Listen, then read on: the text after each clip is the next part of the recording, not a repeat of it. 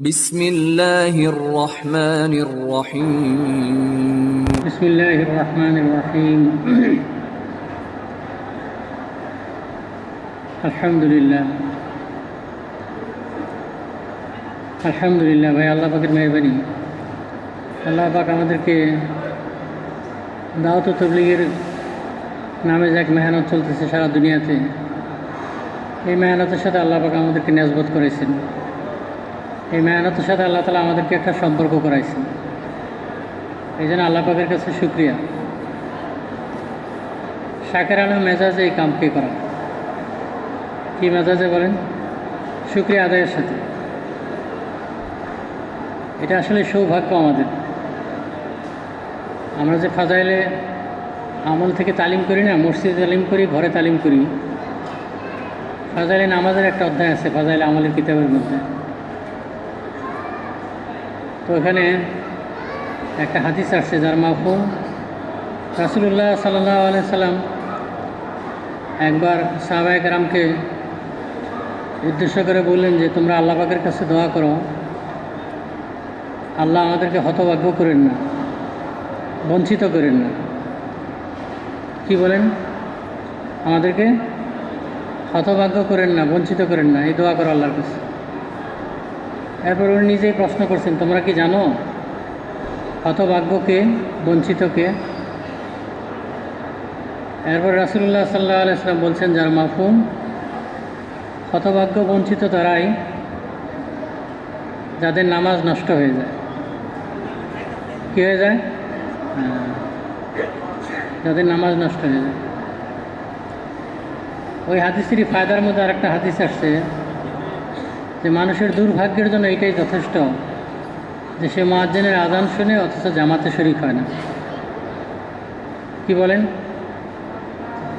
যে মানুষের দুর্ভাগ্যের জন্য এটাই যথেষ্ট যে সে মুয়াজ্জিনের আযান শুনে অথচ জামাতে শরীক হয় না। তো আমরা সৌভাগ্যবান এই জন্য যে আল্লাহ তাআলা আমাদেরকে দাওয়াত ও তাবলীগের কাজের সাথে লাগার তৌফিক দিয়েছেন, রাসূলুল্লাহ সাল্লাল্লাহু আলাইহি ওয়াসাল্লামের উম্মত হওয়ার তৌফিক দিয়েছেন আমাদেরকে। তো আমরা সৌভাগ্যবান। আমাদের এই তাবলীগের কাজটা মসজিদ ভিত্তিক, তাই না? কি বলেন? চিল্লা দিয়ে 4 মাস লাগাই, মসজিদেই থাকা লাগে। মসজিদে আমাদের ঠিকানা। এলাকায় যখন আসে, আল্লাহ রাস্তায় যখন থাকে তখন 4 কাম বেশি বেশি করে। দাওয়াত, তালিম, ইবাদত, খেদমত সব মসজিদের মধ্যেই। কি বলেন? গাছ তো করে মানুষকে মসজিদের আল্লাহর ঘরের দিকেই ডেকে আনা হয়, আল্লাহর দিকে ডাকা হয়, ডেকে মসজিদে নিয়ে আসা তালিমে বসানো হয়, বয়ানে বসানো হয়, তার জেহেন বানানো হয়। আবার 40 দিন 4 মাস মসজিদেই থাকা হয়। এলাকায় ফিরে এসে আবার মসজিদেই সপ্তাহে 2 গাছ, রোজানা তালিম, রোজানা মসজিদের মধ্যে মাশওয়ারা। 2.5 ঘন্টা মসজিদ আবাদের নিয়তে 2.5 ঘন্টা দেওয়া হয়, 2.5 ঘন্টা থেকে 8 ঘন্টা। তো মসজিদের সাথে আমাদের সম্পর্ক। কি বলেন? সারাদিনে মসজিদগুলো আবাদ হয়ে যায়, এটাই আমাদের ফিকির। তো আমরা সৌভাগ্যবান, তাই না? কি বলেন ভাই? অন্য হাদিসের মধ্যে আসছে যার মাফহুম 3 ব্যক্তি আল্লাহ তাআলার দায়িত্বে থাকে। যদি তারা জীবিত থাকে তাদেরকে রিজিক দেওয়া হবে, আর যদি তারা মারা যায় তাদেরকে জান্নাত দেওয়া হবে। এর মধ্যে প্রথম ওই ব্যক্তি যে নামাজের জন্য মসজিদে যায়, সে আল্লাহ পাকের দায়িত্বে চলে যায়। দ্বিতীয় হইল যে আল্লাহর রাস্তায় যায়। আর তৃতীয় হইল যে নিজের ঘরে প্রবেশ করার সময় সালাম দেয়, সে আল্লাহ তাআলার দায়িত্বে থাকে। তো এই জন্য তাবলীগের কাজটা আমাদের জন্য একটা সৌভাগ্যের ব্যাপার। আমরা যে আল্লাহকে আল্লাহ বলে ডাকতে পারি, এটাও আমাদের সৌভাগ্য। কি বলেন ভাই? ঠিক না? এটা আমাদের সৌভাগ্য না? আল্লাহকে আল্লাহ বলে ডাকতে পারাটাও সৌভাগ্য। এই জন্য আল্লাহ পাকের কাছে শুকরিয়া আদায়। আল্লাহ পাক আমাদেরকে মুসলমান বানাইছেন, আল্লাহ পাক আমাদেরকে রাসূল সাল্লাল্লাহু আলাইহি ওয়াসাল্লাম উম্মত বানাইছেন, আল্লাহ পাক আমাদেরকে দাওয়াতওয়ালা এক আলিশান মেহনতের সাথে লাগার তৌফিক দিয়েছেন। এই জন্য সবসময় শুকরিয়া। শাকেরানা মেজাজে এই কামকে করা। হ্যাঁ, হযরত ওমর রাদিয়াল্লাহু তাআলা কি বলছেন যে আমি যদি দুইটা বাহন পাইতাম, একটা সবরের একটা শুকরিয়া আদায়ের, তা আমি যে কোনো এক বাহনের উপর সওয়ার হয়ে যেতাম। হ্যাঁ, তো আল্লাহ তাআলা আমাদেরকে এই কাজে লাগাইছেন, এই জন্য আমরা শুকরিয়া আদায় করব। আমরাই তো বলি না, গাছের মধ্যে যাই বলি কি, গাছের আদবের মধ্যে বলি না, এক সকাল অথবা এক বিকাল আল্লাহর রাস্তায়, দুনিয়া এবং দুনিয়ার মধ্যে যা কিছু আছে তার থেকেও উত্তম। এটা কত বেশি বলেন, একটা সকাল অথবা একটা বিকাল আল্লাহর রাস্তায়, দুনিয়া এবং দুনিয়ার মধ্যে যা কিছু আছে তার থেকেও উত্তম। তো আমাদের যারা তিন চিল্লা হয়েছে তাদের কত সকাল কত বিকাল আল্লাহর রাস্তায় লাগছে বলেন। যারা 30 বছর ধরে তাবলীগ করে, 40 বছর ধরে করে, হ্যাঁ, তাদের কত কত বড় সৌভাগ্য বলেন। আখেরাতে কীরকমভাবে জমা হবে, এ তো বাড়তেই থাকে। আপনি একজনকে লাগাইছেন, সে আবার আরেকজনকে লাগাইছে, সে তার পরিবারের লোকদেরকে লাগাইছে, সে তার বাচ্চাদেরকে হাফেজ আলেম বানাইছে, মাদ্রাসা বানাইছে। তো সারা দুনিয়া থেকে চলতেই থাকে এটা। যেরকম একটা আমের আটির মধ্যে হাজারো লক্ষ আম আল্লাহ তাআলা লুকায় রাখছে। এই জন্যই এই কাজের এত লাভ যে মানুষ যদি এটা প্রকাশ পায় দুনিয়াতে তো বরদাস্ত করতে পারবে না। আল্লাহ তাআলা এত লাভ রাখছে এই কাজের মধ্যে, এই জন্য সবসময় শুকরিয়া আদায় করা। দিল্লিতে মানুষ হযরত মাওলানা ইলিয়াস রহমতুল্লাহর জামানায় তো সাথীরা দিল্লিতে গাছ করে। দিল্লি একটা শহর আছে না, দিল্লি, যেখান থেকে তবলিগের কাম চালু হয়েছে, নয়া দিল্লি, হিন্দুস্তানের একটা শহর। তো এখানে দিল্লিতে, পুরানা দিল্লিতে গাছ তো হইতেছে। হযরত মাওলানা ইলিয়াস রহমতুল্লাহ বলছেন যে তোমরা যে পায়ে হাঁটতেছ, তোমাদের এই পায়ের চোট লন্ডনের বুকে যায় আঘাত হানতেছে। হ্যাঁ, আমরা তো মনে করি যে আমরা এই মহল্লার মধ্যে অমুমি গাছতে করতেছি, এটার কী তাসির, আর এটার ধাক্কা তো আমেরিকা রাশিয়াতে যায় লাগতেছে।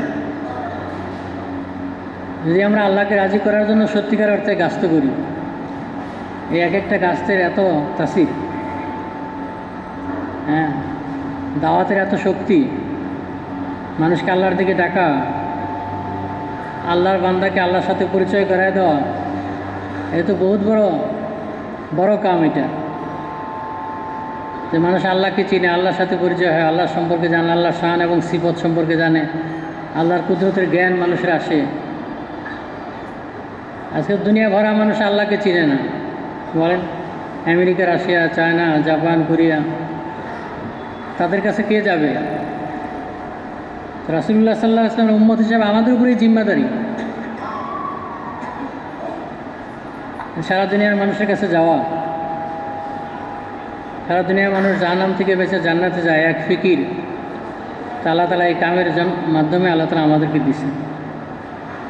হ্যাঁ, আমাদের এরকম কোনো যোগ্যতা নাই, কিন্তু আল্লাহ তাআলা রাসূল সাল্লাল্লাহু আলাইহি ওয়াসাল্লামের উম্মত হিসেবে আল্লাহ তাআলা আমাদেরকে অনেক মর্যাদা দিয়েছে। এটার কদর করা। রাসূলুল্লাহ সাল্লাল্লাহু আলাইহি ওয়াসাল্লাম একবার সেজদায় গেছেন, এত লম্বা সেজদা করছেন, অনেক লম্বা সেজদা। এটা নিয়ে আলোচনা শুরু হয়ে গেছে সাহাবীদের মধ্যে যে আল্লাহর নবী এত লম্বা সেজদা করছেন।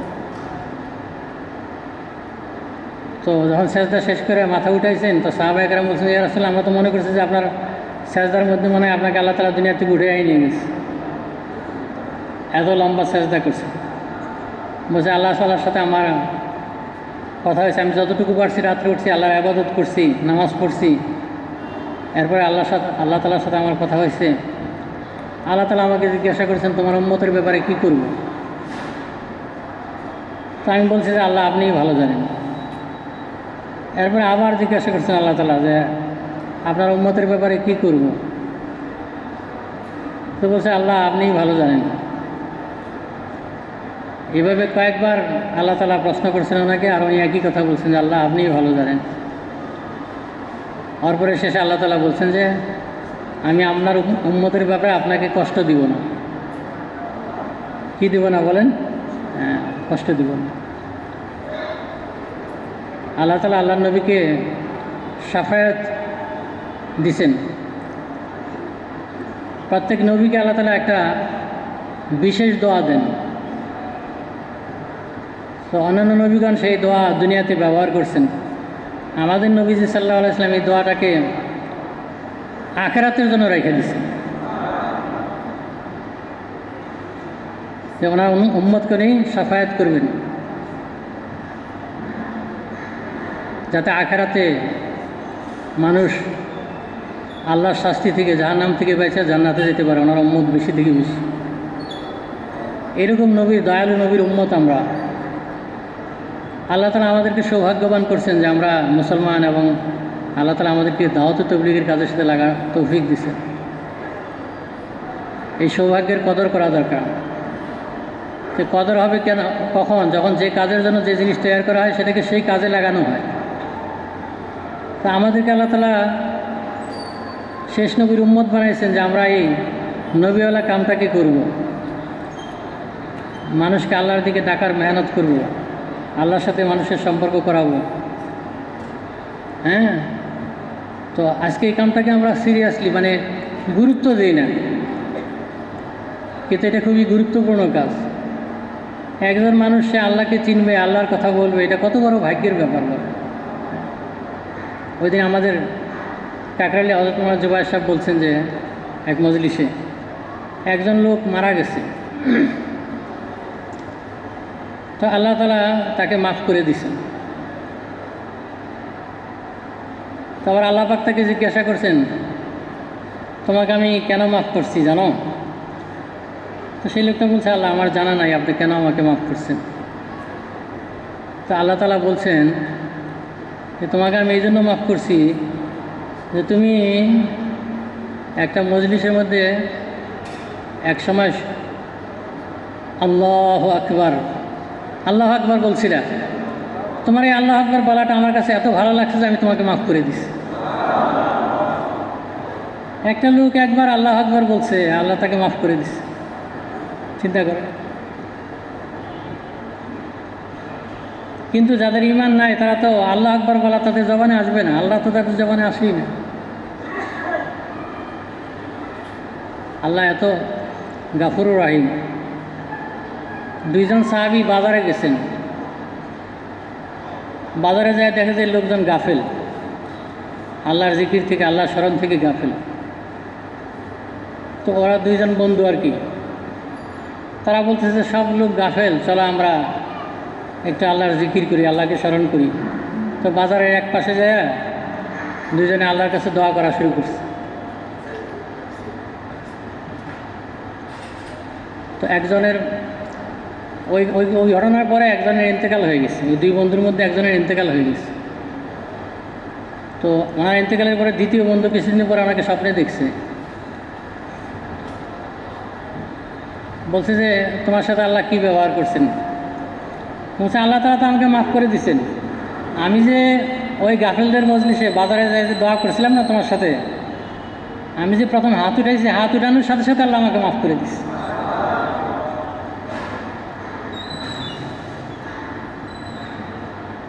তো মুসলমানদের জন্য তো আল্লাহ তাআলা এই ব্যবস্থা রাখছেন,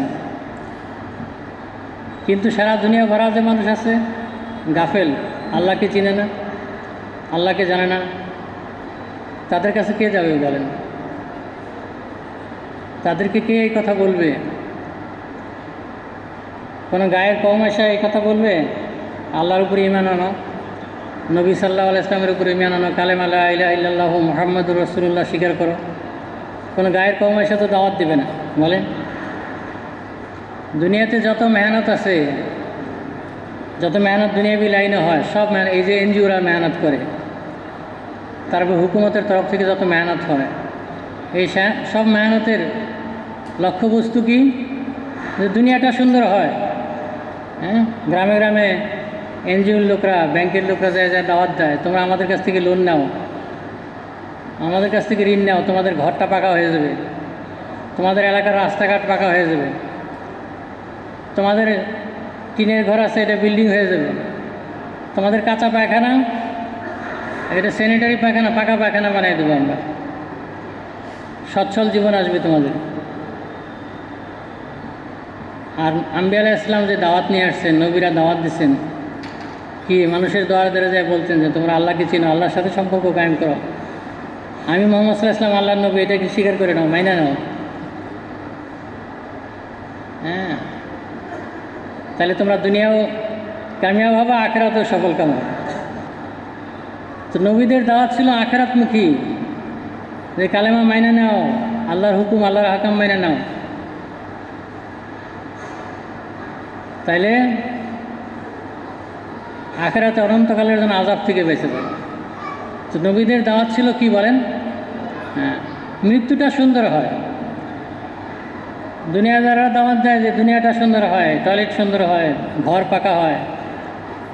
হযরত আবু হুরায়রা রাদিয়াল্লাহু তাআলা যাইতেছেন রাস্তা দিয়ে, এক জায়গায় দেখলেন যে নির্মাণ শ্রমিকরা নির্মাণ করতেছে, বাড়ি বানাইতেছে। আমাদের দেশে প্রত্যেক মোড়ে মোড়ে গেলে, যত জেলা শহর আছে, উপজেলা আছে, গ্রাম আছে, সব জায়গায় যান, সব জায়গায় দেখবেন খালি কনস্ট্রাকশন হইতেছে, নির্মাণ করতেছে, বিল্ডিং খালি উপরে বানাইতেছে, তাই না, বাড়াইতেছে। আবু হুরায়রা রাদিয়াল্লাহু তাআলা দেখেন যে এক জায়গায় নির্মাণ শ্রমিকরা কাজ করতেছে, বিল্ডিং বানাইতেছে। উনি বলছে বানাও বানাও, মজবুত করে বানাও, আর বানাই এরপরে মরে যাও, মানুষের জন্য ছেড়ে দিয়ে যাও আর নিজে মরে যাও। এটাই তো হাকিকত, তাই না? কি বলে? হ্যাঁ, ঘর বানাইতেছে কিন্তু ঘরে থাকতে পারতেছে না, বাড়ি বানাচ্ছে কিন্তু বাড়িতে থাকতে পারতেছে না, বাড়ি ছেড়ে চলে যেতেছে, মালিক নাই। এটার পিছনে মানুষ জীবন সব ব্যয় করতেছে। একজন মানুষের, মুসলমানের খবরই নাই, সে যে দিন রাতে 5 ওয়াক্ত ফরজ নামাজ পড়ে, তার আগে পড়ে, এবং যে ফরজ নামাজের আগে পড়ে যে 12 রাকাত সুন্নতে মুআক্কাদা আছে, ফজরের আগে 2 রাকাত, জোহরের আগে 4 রাকাত, জোহরের পরে 2 রাকাত, মাগরিবের পরে 2 রাকাত, এশার পরে 2 রাকাত, এই 12 রাকাত সুন্নতে মুআক্কাদা যে প্রতিদিন করবে, তার জন্য জান্নাতের মধ্যে একটা বালাখানা, একটা বাড়ি বানানো হবে। খবর আছে? বলেন, কয়জনের খবর আছে? কিন্তু মুসলমানদেরই খবর নাই। কাফের মুশরিকদের তো ইমানই নাই, তাদের কি অবস্থা হবে? সেই জন্য যত দাওয়াত হয় দুনিয়াতে, সমস্ত দাওয়াত হলো জীবনটা সুন্দর করার জন্য। আম্বিয়া আলাইহিস সালাম দাওয়াত নিয়েছে মৌতটা সুন্দর হয়, ইমানের সাথে মৌত হয়, তুমি সোজা জান্নাতে চলে যাবে। আর যে 1 জাররা পরিমাণ ইমান নেয় যে মারা যাবে, তাকে সমস্ত দুনিয়া থেকে 10 গুণ বড় জান্নাত দেওয়া হবে। কতটুকু বলেন? 10 গুণ বড় জান্নাত দেওয়া। যে সবচেয়ে কম দেওয়া হবে যাকে, তাকেও। আল্লাহ নবীর হাদিসের মাফহুম, সমস্ত দুনিয়ার মূল্য যদি আল্লাহর কাছে একটা মশার পাখার পরিমাণ হইতো, তাহলে কাফের মুশরিকদেরকে 1 ঢুক পানিও পান করতে দিত না। চিন্তা কর, সমস্ত দুনিয়ার মূল্য।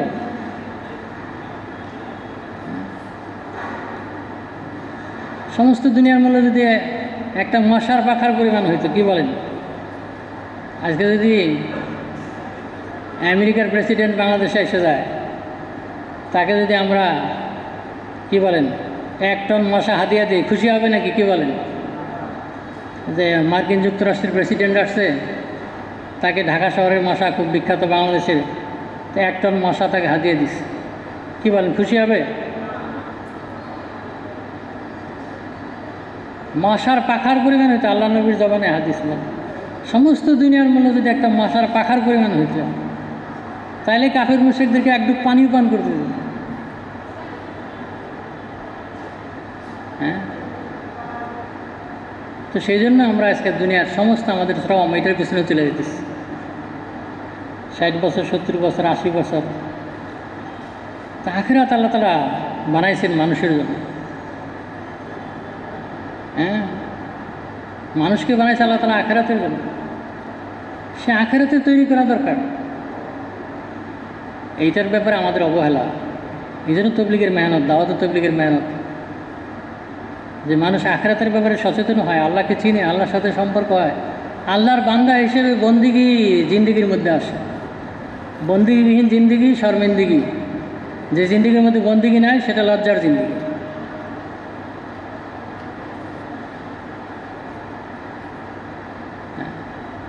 এই জন্য ভাই, সম্মান তো আল্লাহ তাআলা রাখছেন, ইজ্জত সম্মান আল্লাহ তাআলা রাখছেন আল্লাহর কথা বলার মধ্যে, আল্লাহর প্রশংসা করার মধ্যে,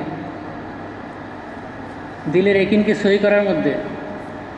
এই জন্য আমাদের যখন আমরা দাওয়াত আল্লাহ মেহনত করব, আল্লাহ তাকে সাথে আমাদের সম্পর্ক করাই দেবে, আল্লাহর ভালো বান্দা হয়ে যাব আমরা। তো দুনিয়ার জীবনও সুন্দর হবে, আখিরাতের জীবনও সুন্দর হবে। এই জন্য সাথে সাথে ফিকির করা সমস্ত মানব জাতি, সারা দুনিয়ার মানুষ। এই জন্য তো আল্লাহর রাস্তায় বেশি বেশি সময় লাগে, কুরবানি করে নিজের ইমান আর আমলকে সুন্দর করা, আখিরাতকে বানানো, ফিকির করা সমগ্র মানব জাতির জন্য। এই জন্য হযরত মাওলানা ইব্রাহিম সাহেব দামাত বরকাতুহু বলছেন কি এই কথা, তবলিগ যার হজম হয়েছে, কি বলেন, আমরা তো তিন চিল্লা দেই, তো জীবনে একটা চিল্লা দিয়ে আমরা নিজেকে অনেক কিছু মনে করি, বছরে একটা চিল্লা দিতে পারলেই যথেষ্ট না। উনি বলছেন তবলিগ যার হজম হয়েছে, তার মধ্যে তো আখিরাতের ফিকির আসছে, তার মধ্যে আখিরাতের ফিকির আসবে, তার মধ্যে মানব জাতির দরদ আসবে। কি আসবে বলেন? মানব জাতির দরদ। হায়, আমেরিকা, রাশিয়া, চায়না, এরা যদি কালেমা ছাড়া মরে তো দুজকে চলে যাবে। হায়, কী হবে? একটা ইহুদির ছেলে রাসূলুল্লাহ সাল্লাল্লাহু আলাইহি ওয়াসাল্লামের খেদমত করতো, মাঝে মধ্যে খেদমতে আসতো, মাঝে মধ্যে কিছুদিন আসে না। তো কেউ এসে খবর দিচ্ছে, ইয়া রাসূলুল্লাহ, সে তো অসুস্থ, মুমূর্ষ। রাসূলুল্লাহ সাল্লাল্লাহু আলাইহি ওয়াসাল্লাম তাকে দেখতে গেছেন, তো দেখা যায় সে মৃত্যুসজ্জায়, তার বাবাও তার সাথে আছে। রাসূলুল্লাহ সাল্লাল্লাহু আলাইহি ওয়াসাল্লাম তাকে বলছেন যে তাকে দাওয়াত দিচ্ছেন, কালেমার দাওয়াত দিচ্ছেন। তো সে রাসূল সাল্লাল্লাহু আলাইহি ওয়াসাল্লামকে মহব্বত করে, যেন রাসূল নবীর দিকে তাকায়, আবার বাপকে ভয় করে, বাপের দিকে তাকায়, বাপ হইলে ইহুদি। তো বাপ তাকে বলতেছে যে আবুল কাসেম যেটা বলে সেটাকে মেনে নাও। ইহুদিরা রাসূল সাল্লাল্লাহু আলাইহি ওয়াসাল্লামকে আবুল কাসেম বলতো, সম্বোধন করতো আবুল কাসেম হিসেবে। তো সে কালেমা করে নিস। রাসূলুল্লাহ সাল্লাল্লাহু আলাইহি ওয়াসাল্লাম বেরিয়ে আসছেন, বলছে আলহামদুলিল্লাহ, আল্লাহ পাক আমার উসিলে একটা ছেলেকে দুজকের আগুন থেকে বাঁচায় দেয়। আর একজন মানুষ কালেমা ছাড়া মরবে, সে অনন্তকালের জন্য দুজকে চলে যাবে বলেন। একজন মানুষ আল্লাহ আকবার বলছে, সে মাগফিরাত পেয়ে গেছে। একজন লোক আল্লাহ বলতে পারবে, এরকম একটা লোকও যতদিন দুনিয়া থাকবে, ফাজাইলে জিকিরের মধ্যে আছে না, লা ইলাহা ইল্লাল্লাহ পড়ার মতো একটা লোক যতদিন থাকবে, অথবা অন্য রায়াতের মধ্যে আসছে আল্লাহ বলার মতো একটা লোক যতদিন থাকবে, ততদিন কিয়ামত হবে না। জমিনের বুকে আল্লাহ বলতে পারে এরকম একটা লোক যতদিন থাকবে, তা আল্লাহ বলাটা এটা কত দামি আল্লাহর কাছে। লা ইলাহা ইল্লাল্লাহ বলতে পারা এটা কত বড় দামি আল্লাহর কাছে। এর জন্য আল্লাহ তাআলা সমস্ত দুনিয়াবী নিজামকে ঠিক রাখবেন। সূর্য পূর্ব দিক থেকে ওটা পশ্চিম দিকে অস্ত যাবে, রাত হবে, দিন হবে, সমস্ত কিছু ঠিক থাকবে। কিন্তু যেদিন ওই লোকটাও থাকবে না আল্লাহ বলার মতো, অথবা লা ইলাহা ইল্লাল্লাহর পড়ার মতো, এরপরে কিয়ামত হবে। তো ভাই, আমরা তবলিগের মেহনত করা মানে দুনিয়ার হায়াত বেড়ে যাওয়া। এই জন্য আমরা অ্যাকচুয়ালি আমরা মুসলমান, দিনের উপরে টিকা থাকা, আর সারা দুনিয়ার মানুষ কী করে আল্লাহকে চিনে, আল্লাহর সাথে সম্পর্ক হয়, এই জন্য মেহনত করা। আজকে বোঝা যায় না এখানে থাকলে। সুন্দর ভাই কারগুজারি শুনেন না, জোহরের পরে যারা শুনছেন, অনেকে হয়তো আমরা ঠিকমতো শুনছি কিনা, কীভাবে বলছে সিয়েরা লিওনের কারগুজারি শুনেছেন, আফ্রিকা মহাদেশের একটা দেশ,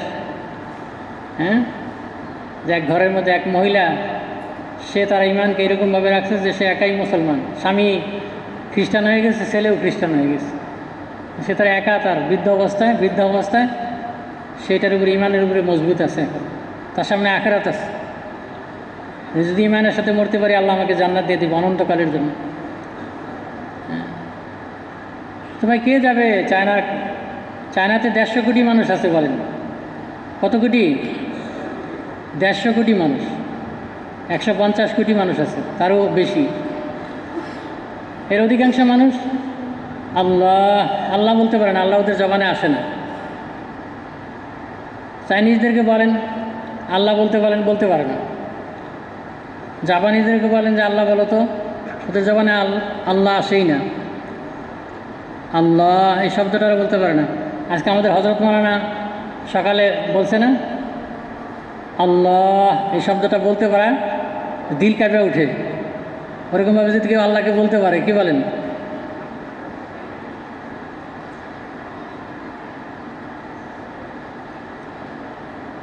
তো দেখেন, চাইনিজরা তাদের ইমান নাই, আল্লাহকে চিনে না, আল্লাহর সাথে সম্পর্ক নাই। জাপানিরা আল্লাহকে চিনে না, আল্লাহ সম্পর্কে জানেন, আল্লাহ খাওয়ান, আল্লাহ বলেন, হায়াত মৌতের মালিক আল্লাহ, সুখ দুঃখের মালিক আল্লাহ, রিজিকের মালিক আল্লাহ। হ্যাঁ, তো তাদের জীবনকে আল্লাহ তাআলা সংকীর্ণ করে দিচ্ছে। আল্লাহ তাআলা কোরআনের মধ্যে বলে দিচ্ছে যে আল্লাহর জিকির থেকে অন্ধ থাকবে, গাফেল থাকবে, তার জীবনকে আল্লাহ তাআলা সংকীর্ণ করে দেবে। দেশ কত বড়, সারা দুনিয়ার যত জিনিস সারা দুনিয়াতে পৌঁছাইতেছে চাইনিজরা, কিন্তু ব্যক্তিগতভাবে তাদের জীবনকে আল্লাহ তাআলা সংকীর্ণ করে দিচ্ছে। কারণ কি, তারা আল্লাহকে চিনে না, আল্লাহর সাথে সম্পর্ক না, আল্লাহর জিকির থেকে গাফেল। হ্যাঁ, এত এরকম সংকীর্ণ হয়ে গেছে, চিন্তা করা যাবে না। তাদের ঘরটা ছোট হয়ে গেছে, থাকার ঘর, হোটেলটা বড় হয়ে গেছে। হোটেলে খায় ঘরে ঢুকতেছে, আবার ঘর থেকে সকালবেলা বেরিয়ে হোটেলে খায় কাজে যাইতেছে। কাজ কেন করো? কাজ না করলে খাবো কি? খাও কেন?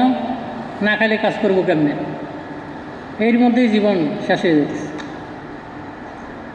আর মুসলমান কেন খায়? ভাই আমরা আল্লাহর হুকুম যাই না খাই। তবলিগে গেলে প্রথম 3 দিন গেলে কী শিখায়? প্রথম বলেন, খাওয়ার আদব বলে না? ভাই কেন খাই? আল্লাহর হুকুম যাই না খাই। আল্লাহ তাআলা খাইতে বলছেন, খাও, পান করো, অপচয় করো না।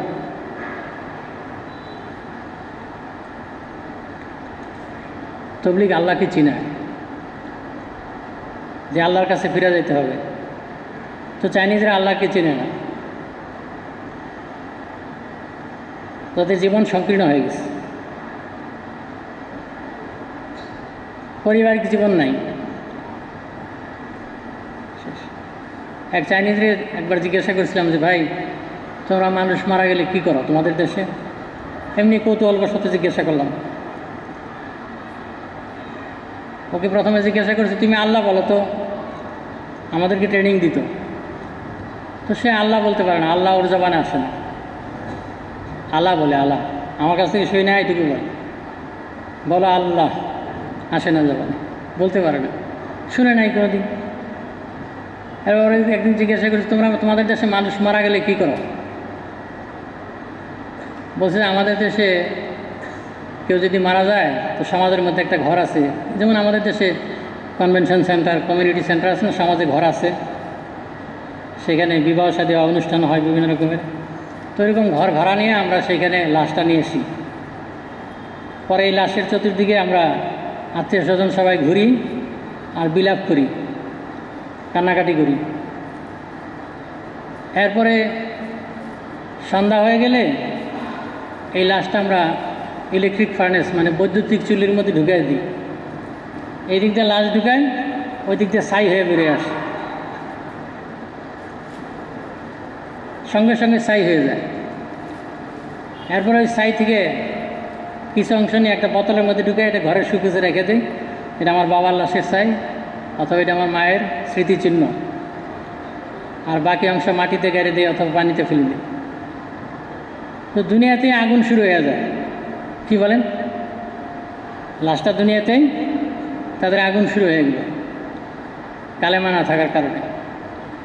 আলহামদুলিল্লাহ, আল্লাহ পাক আমাদের সমাজে, মুসলমান সমাজে যত বড় সন্ত্রাসী হোক না কেন, যতই বেনামাজি হোক না কেন, যতই খারাপ মানুষ হোক না কেন, এই লোকটা মারা গেলে দেখবেন তার লাশকে সামাজিকভাবে তার লাশটাকে গোসল দেওয়া হয়, তাকে কাপড় দেওয়া কাফন দেওয়া হয়, জানাজা পড়া হয়, বিসমিল্লাহ আলা মিল্লাতি রাসূলিল্লাহ বলে কবরে রাখা হয়। এতটুকু সম্মান করা হয় মুসলমান নামের কারণে, কারণ সে মুসলমান নামের উপরে মারা গেছে।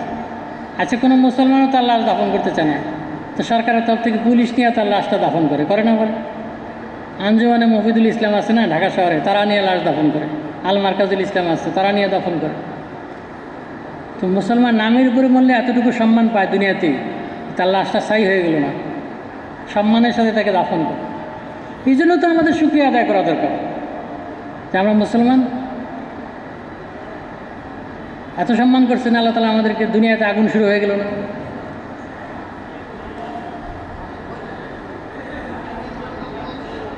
এই জন্য ভাই যে দুনিয়া ভরা মানুষ আজকে দুনিয়াতে আগুন শুরু হয়ে যেতেছে, আর দিন না থাকার টাইম ঘর সংসার তো পুরো আগুন হয়ে গেছে। এ তো বইলা শেষ করা যাবে না তাদের কষ্টের কথা। এরকম এখনও আল্লাহ তাআলা মুসলমানদেরকে এই যে অজু করে মুসলমান, অজু করার কারণে কত সম্মান দেয় দেখেন, গোসল করে কত সম্মান।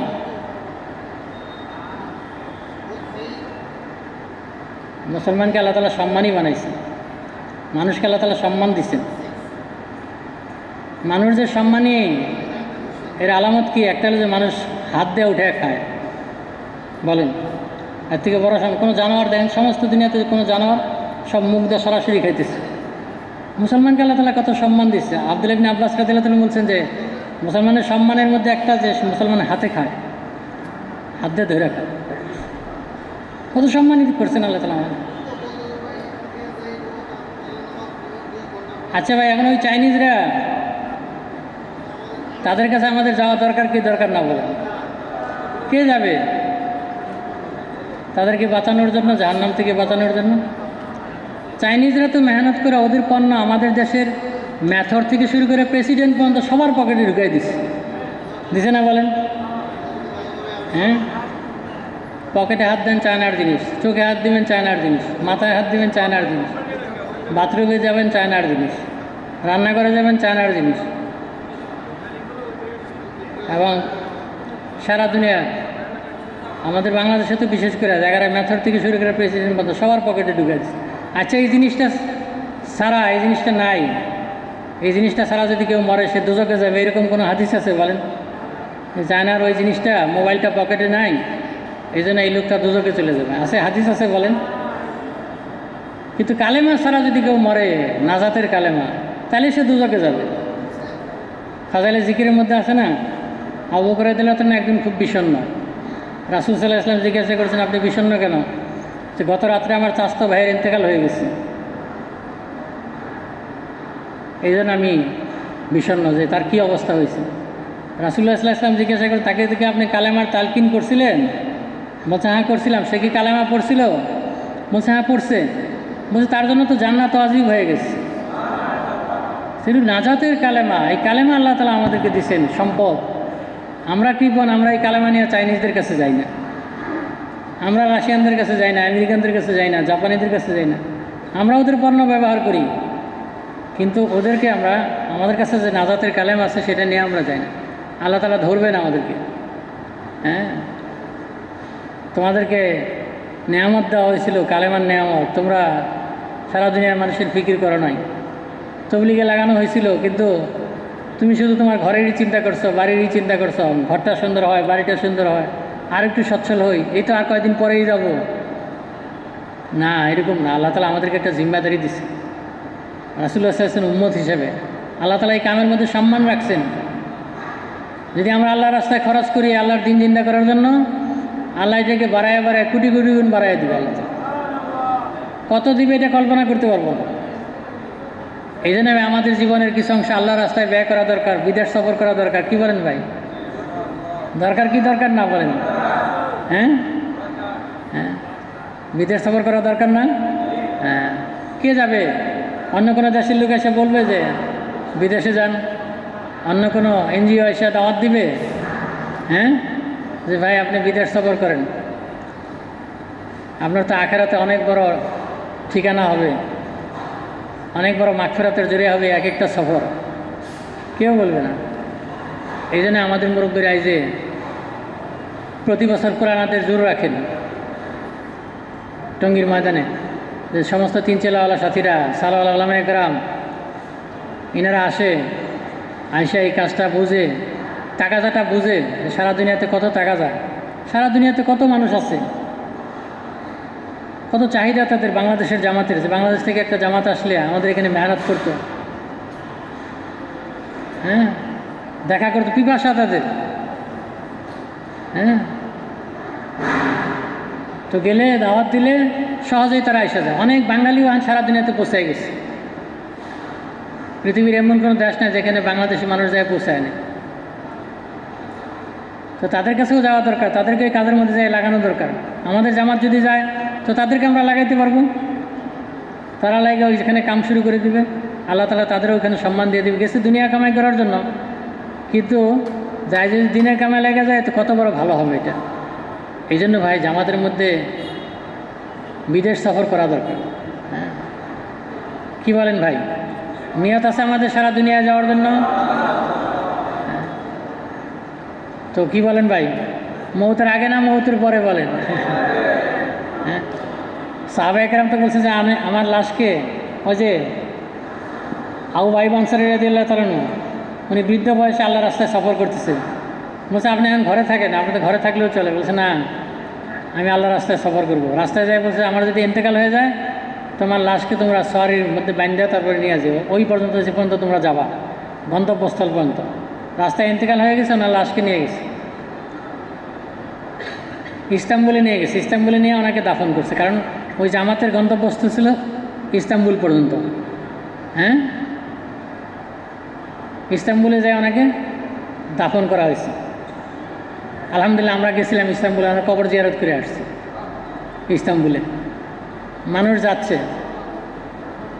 দেখেন কীরকম জাদুর মতো সারা দুনিয়ার মানুষ। তুরস্কে গেলেই হ্যাঁ আবু আইয়ুব আনসারী রাদিয়াল্লাহু তাআলা কবর জিয়ারতে যায়। কীরকম সম্মান দিয়ে দিয়েছে আল্লাহ তাআলা বলেন। কোনো দুনিয়ার কোনো রাজা বাদশার কবরে যায় বলেন, যায় সেখানে দোয়া করে। তো আল্লাহ রাস্তায় ইন্তেকাল হয়ে গেছে, তো সাহাবাদের জজবা ছিল আল্লাহ রাস্তায় শহীদ হওয়া। আল্লাহ রাস্তায় শহীদ হয়ে যায়, আল্লাহর দিন দুনিয়াতে জিন্দা হয়ে যায়। সাহাবায়ে কেরামে এক জামাত চলতেছিল আল্লাহ রাস্তায়, তো ওই জামাতের আমির ছিল একজন মুস্তাজাবুদ দাওয়া, তার দোয়া কবুল হইত। তো জামাতের মধ্যে কাফেরদের সাথে যুদ্ধ হইতেছে, তো জয় পরাজয় কিছু ফয়সালা হয় না। এমনি যুদ্ধ চলতেছে, অনেক দিন ধরে যুদ্ধ চলে, কিন্তু তাদের পক্ষের লোকও মরে, আমাদের এদের মুসলমানদের পক্ষের লোকও মরে, কাফেরদের লোকও মরে, ক্ষতি হইতেছে। তো মানুষও পেরেশান হয়ে গেছে। সাথীরা যায় আমির সাহেবকে জিজ্ঞাসা করছে, আমির সাহেব আপনি দোয়া করেন আল্লাহ যেন একটা ফয়সালা করে দেয়, জয় পরাজয় একটা ফয়সালা হয়ে যায়। তো আমির সাহেব আল্লাহওয়ালা, আমির সাহেব বলছে যে ঠিক আছে আমি দোয়া করব, তোমরা আমিন বলবা। যেমন জিবরাইল আলাইহিস সালাম বদদোয়া করছে, আল্লাহ নবী আমিন বলছে, বলছে না? ওই যে ফাজালে রমজানের মধ্যে আছে না, মিম্বারের প্রথম সিঁড়িতে পা রাখলো, বললো আমিন, দ্বিতীয় সিঁড়িতে পা রাখলো, আল্লাহ নবী বললেন আমিন, তৃতীয় সিঁড়িতেও বললেন আমিন। আসলে তো জিবরাইল আলাইহিস সালাম দোয়া করতেছে, আল্লাহ নবী আমিন বলতেছে। এখন উনি বলছে ঠিক আছে আমি দোয়া করবো, তোমরা আমিন বলবা। এখন উনি দোয়া করতেছেন, আল্লাহ আগামীকাল যে যুদ্ধ হবে, এই যুদ্ধে মুসলমানদের বিজয় দিয়ে দেন, মুসলমানদের বিজয় দিয়ে দেন, মুসলমানদেরকে জয় করেন, আর আমাকে শাহাদত দিয়ে দেন। কি বলছেন? আমাকে শাহাদত দিয়ে দেন। তো সাহাবীরা তখন শেষের সময় না, এখানে শেষ। সাহাবারা যখন আমিন বলছে না, সবাই ওই সাথীরা যখন আমিন বলছে, তো হেসকি দিয়ে কান্দে দিচ্ছে সবাই। হ্যাঁ, আমিরের তো দোয়া কবুল, আমির তো শহীদ হয়ে যাবে।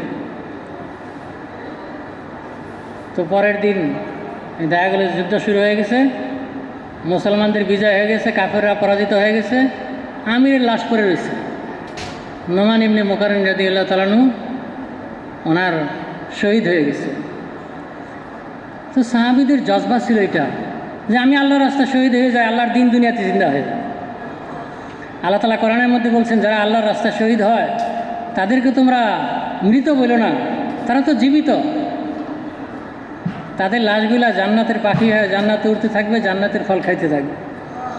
আল্লাহর রাস্তায় শাহাদাতের তামান্না নিয়ে যদি আমরা আল্লাহর রাস্তায় বের হই, তো আমাদের এক এক সফরের দ্বারা আমেরিকা হেদায়েত পাবে, রাশিয়া হেদায়েত পাবে, চায়না হেদায়েত পাবে। এই জন্য ভাই সবার নিয়ত আছে বিদেশ সফরের, নগদ কার নিয়ত আছে ভাই? আমি যত তাড়াতাড়ি সম্ভব 2 মাসের মধ্যে আমি আল্লাহর রাস্তায় বাইরের মুলকে সফরে যাব। বলেন ভাই, হিম্মত করে কারা হন ভাই, 2 মাসের মধ্যে আমি যাব। মাশাআল্লাহ আমাদের বেলায়েত ভাই মধুপুরের, মাশাআল্লাহ আল্লাহ কবুল করেন, 2 মাসের মধ্যে যাব। কী নাম ভাই আপনার?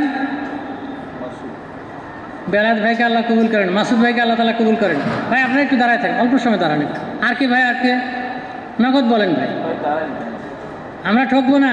আল্লাহ রাস্তায় যে মাল খরচ হবে এটা আল্লাহ তাআলা কোটি গুণ বাড়াইয়া দিবেন ইনশাল্লাহ। দুনিয়াতেও দিবেন, আখিরাতেও দিবেন।